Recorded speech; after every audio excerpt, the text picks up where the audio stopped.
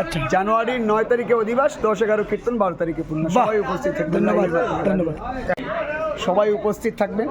আর যারা লাইভের মাধ্যমে দেখবেন, আপনারা 9 থেকে 12 অবধি এই লাইভের মাধ্যমে আনন্দ উপভোগ করবেন। জয় গর্জনী ডেতে আপনাদের কাছে আমন্ত্রণ থাকলো। রাধে রাধে, ভালো থাকবেন সবাই। আবার অ্যাড্রেসটা বলুন তো একবার প্লিজ। সোনাই মাঠের কীর্তন, 16 প্রহর ব্যাপী কীর্তন। চলে যাব শ্রীগৌরীতে।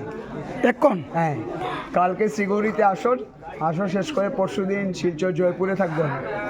জয়পুর অষ্টপ্রহরের অধিবাস দেব, দিয়ে ভোরবেলা গিয়ে এখানে পানিবোড়াতে আবার পানিবোড়ায় শেষ করে আবার জয়পুরে যাব। জয়পুর থেকে শিলচর চানিগঞ্জ থাকবো ভুইয়া গদ্দিতে, ওইখানে পুরো অষ্টপ্রহর করে তারপর আমি সোনাই আসবো।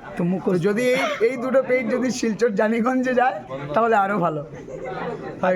ওইখান থেকে এসে আমরা সোনাই আসবো 16 প্রহর ব্যাপী কীর্তনে। 16 প্রহর ব্যাপী কীর্তনের 4 দিন যে কীর্তন হবে, অধিবাস পূর্ণ 2 দিন আর 2 দিন কীর্তন। ওই কীর্তনটা ওইখানে কীর্তনেও আমি থাকবো প্রেজেন্ট। ওইখানে